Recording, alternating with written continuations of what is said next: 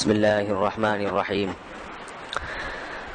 رسول اللہ صلی اللہ علیہ وسلم نے ارشاد فرمایا، ان من افضل ایامکم یوم الجمعہ فاکثروا علی الصلاۃ فیہ فاکثروا من الصلاۃ فیہ۔ فرمایا تمہارے دنوں میں سب سے بہترین دن جمعہ کا دن ہے، اس لیے اس دن مجھ پہ کثرت سے درود پڑھا کرو۔ فإن صلاتکم معروضۃ علی، اس لیے کہ تمہارا درود مجھ تک پہنچایا جاتا ہے۔ صحابی نے پوچھا، یا رسول اللہ کیف تعرض علیک صلاتنا وقد ارمت،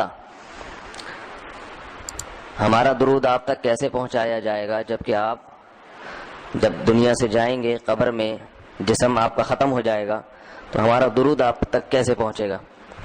تو آپ صلی اللہ علیہ وسلم نے فرمایا، ان اللہ حرم علی الارض اجساد الانبیاء، اللہ تعالیٰ نے پیغمبروں کے جسموں پر زمین پر پیغمبروں کے جسموں کو حرام کر دیا۔ زمین کسی پیغمبر کے جسم کو کبھی ختم نہیں کرتی۔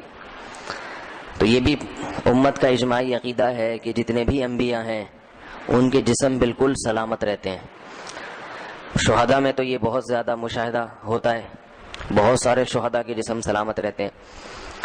تو ایک اور حدیث میں آپ صلی اللہ علیہ وسلم نے فرمایا، من صلی علیہ صلاۃ صلی اللہ بہا عشرہ، جس نے مجھ پر ایک دفعہ درود بھیجا۔ درود کہتے ہیں نبی صلی اللہ علیہ وسلم کے لیے اللہ تعالیٰ سے خصوصی رحمت کی دعا کرنا۔ ایک ہوتا ہے عام دعا، کسی کے لیے بھی رحمت۔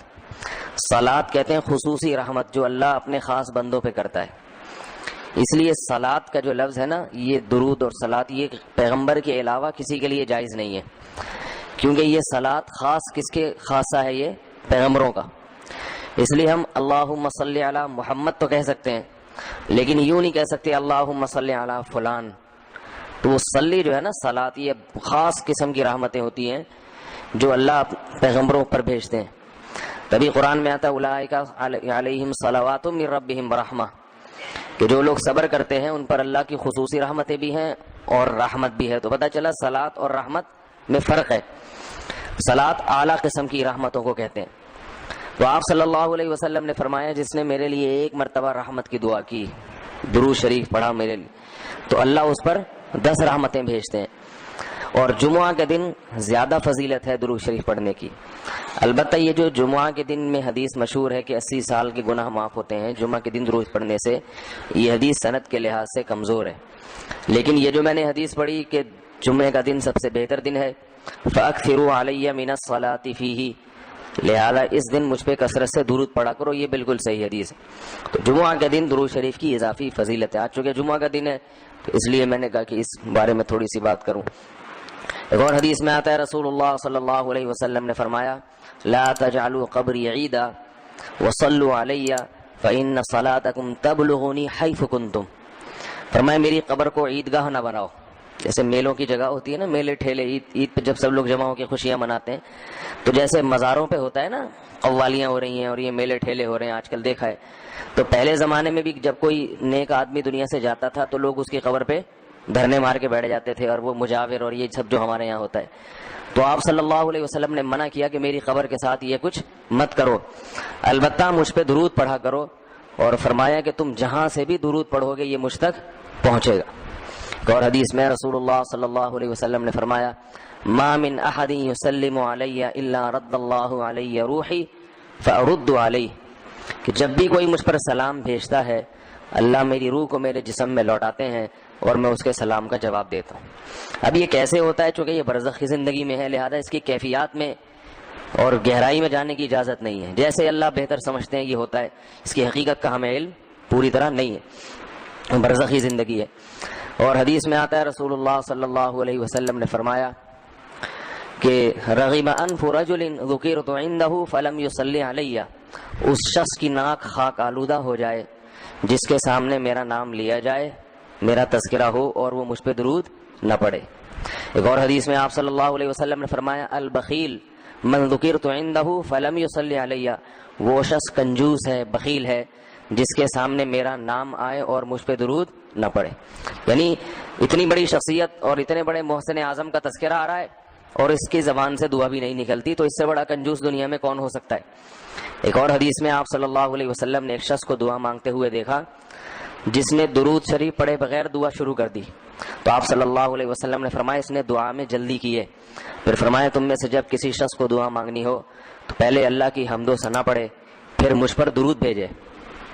قرآن مجید میں بھی اللہ نے حکم دیا ان اللہ و ملائکتہ یصلون علی النبی، کہ اللہ اور اس کے فرشتے، اللہ بھی رحمت بھیجتے ہیں اور فرشتے بھی رحمت کی دعا کرتے ہیں۔ یا ایھا الذین آمنوا صلوا علیہ وسلموا تسلیما، اے ایمان والو تم بھی محمد صلی اللہ علیہ وسلم پر درود بھیجا کرو اور سلام بھیجا کرو۔ درود اور سلام میں فرق یہ ہے کہ درود اللہ کی رحمت، اور سلامت کہتے ہیں کہ ہر برائی سے، ہر مشکل سے، ہر مصیبت سے بچائیں۔ تو کمال جبھی ہوتا ہے جب اللہ ہر شر سے بچا لیں اور اضافی رحمتیں بھی بھیجیں۔ تو علماء نے درود شریف کی حکمتوں میں لکھا ہے کہ درود شریف جو اللہ نے ہمیں پڑھنے کا حکم دیا، اس کی بنیادی وجہ تو سب کو معلوم ہے کہ سب سے زیادہ احسانات اس کائنات میں اللہ کے بعد کس کے ہیں؟ محمد صلی اللہ علیہ وسلم۔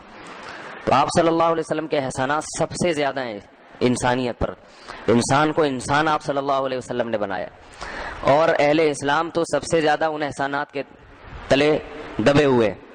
تو ہم کوئی بھی عبادت اگر کر رہے ہیں، دعا بھی اگر مانگ رہے ہیں، تو یہ بھی کس کی وجہ سے توفیق مل رہی ہے؟ نبی صلی اللہ علیہ وسلم، کیونکہ آپ صلی اللہ علیہ وسلم نے ہی یہ ساری چیزیں سکھائی ہیں۔ تو ہر کام میں حکم یہ ہے کہ بھائی جس کا احسان ہے، جس کی وجہ سے تمہیں یہ رہنمائی ملی، تو پہلے اس کا بھی تو کچھ خیال کرو، اس کا بھی جو ہے نا اللہ سے اس کے لیے دعا مانگو تاکہ تمہاری طرف سے بھی کچھ شکر ہو۔ دوسری بات علماء نے لکھی ہے کہ اس میں حکمت یہ ہے کہ درود شریف پڑھنے سے توحید کا عقیدہ مضبوط ہوتا ہے۔ وہ توحید، درود شریف نبی سے دعا نہیں ہے بلکہ اللہ سے دعا ہے، کس کے لیے؟ نبی کے لیے۔ تو پتہ یہ چلا کہ نبی پر بھی اللہ کی رحمتیں ہوں گی، اور دعا کون مانگ رہا ہے؟ ہم مانگ رہے ہیں۔ تو اس میں نبی سے مانگنے کا دروازہ بند کر دیا کہ نبی سے مانگنے کا اسلام میں کوئی تصور نہیں ہے، بلکہ نبی کے لیے بھی اللہ سے مانگا جائے گا۔ تو جب نبی کے لیے بھی اللہ سے مانگنے کا حکم ہے تو اپنے لیے نبی سے کیسے مانگنے کا حکم ہو گیا؟ سمجھ میں آ رہی ہے بات کہ نہیں آ رہی؟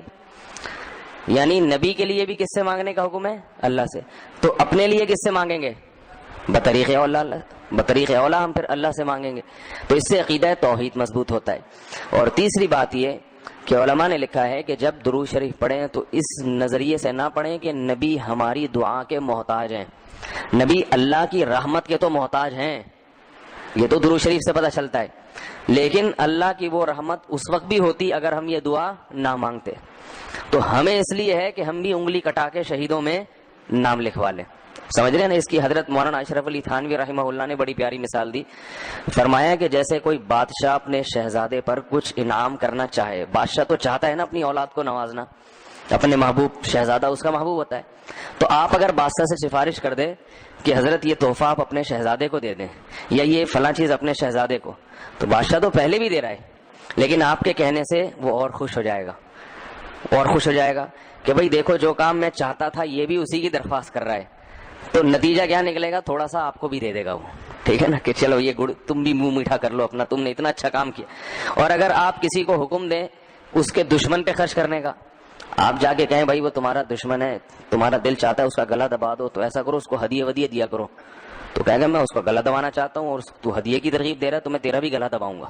تو دشمن پہ خرچ کرنے کا جب حکم دیا جاتا ہے تو اس سے سامنے والا غصے میں آتا ہے۔ دوست پہ خرچ کرنے کا، احسان کرنے کا جب آپ کسی کو کہیں گے تو وہ خوش ہوتا ہے۔ باپ کو اگر کہا جائے نا اپنے بچوں پہ اور کھلائے کریں، بڑی خوشی ہوتی ہے، تو باپ کا دل اور سینہ اور چوڑا ہو جائے گا۔ تو ایسا ہی اللہ تعالیٰ کو اپنے رسول صلی اللہ علیہ وسلم سے محبت ہے، اللہ تو خصوصی رحمتیں بھیجیں گے ہی، لیکن ہم اگر اللہ سے درخواست کر دیں گے کہ اللہ تو خصوصی رحمتیں بھیج، تو اس میں تھوڑی سی ہماری بھی کیا ہو جائے گی؟ دخل اندازی ہو جائے گی۔ اللہ تو ویسے ہی کر رہا ہے، تو اللہ کہے گا چلو تو نے بھی سفارش کر دی تو ان پہ تو کر ہی نہ ہوں، یہ 10 رحمتیں تجھ پر بھی ہو جائیں گی۔ اور چوتھا فائدہ کیا ہے درود شریف پڑھنے کا؟ کہ انسان کے دل میں محمد صلی اللہ علیہ وسلم کی محبت بڑھتی ہے۔ انسان جس کے لیے دعا مانگتا ہے لاشعوری طور پہ، نبی صلی اللہ علیہ وسلم کی جتنی زیادہ محبت ہوگی اللہ کی خود بخود اتنی ہی زیادہ ہوگی، کیونکہ نبی سے محبت اللہ ہی کی وجہ سے ہوتی ہے، یہ الگ الگ چیز نہیں ہے، اللہ کے رسول ہے نا، اسی وجہ سے تو ہے۔ تو جتنی محبت بڑھے گی اللہ کی محبت اتنی زیادہ۔ اور 5واں فائدہ کہ جتنی نبی کی محبت ہوگی انسان کو جس سے محبت ہوتی ہے اس کی اتباع آسان ہوتی ہے، بغیر دلیل کے بھی مانتا چلا جاتا ہے. جس سے نفرت ہوتی ہے نا اس سے ہر بات پہ دلیل، کیوں بھائی ایسا کیوں ہے. اور اگر محبت ہو تو وہ کوئی کام کا کہے تو سمجھ میں آئے نہ آئے انسان کہتا ہے بس کر لو. صحابہ کرام کی محبت کے جو واقعات ہیں، حضرت انس رضی اللہ تعالی عنہ جب بھی کھانا پکتا تھا اگر اس میں لوکی یا کدو پکتا تو کدو کے ٹکڑے تلاش کر کر کے کھاتے تھے. لوگوں نے پوچھا کیوں بھائی؟ فرماتے ہیں کہ میں نے رسول اللہ صلی اللہ علیہ وسلم کو دیکھا ہے کہ کدو شوق سے کھاتے تھے آپ. تو نبی سے محبت تھی، کدو سے محبت ہو گئی. حالانکہ یہ شریعت کا حکم نہیں ہے لوکی اور کدو سے محبت کرو، یہ تو اپنی انسان کی اپنی رغبت ہوتی ہے، کسی کو کسی چیز سے، کسی کو کسی چیز سے. لیکن عشق کی انتہا ہوتی ہے تو انسان کو محبوب کی محبوب چیزوں سے بھی ہو جاتی ہے. تو ہمیں بھی اگر نبی صلی اللہ علیہ وسلم سے محبت ہوگی صلی اللہ علیہ وسلم، تو اگر کدو سے نہ بھی ہو تو کوئی اتنا مسئلہ نہیں ہے، لیکن فرائض واجبات سے تو ہو جائے گی نا، جو شریعت میں ضروری ہیں، جن کی آپ صلی اللہ علیہ وسلم نے بہت تاکید کی ہے، تو ان سے تو ہوگی نا کم از کم. محبت نہیں ہے تو ہر وقت بیٹھ کے لوچی کی تلاش، داڑھی تک نہیں رکھے گا.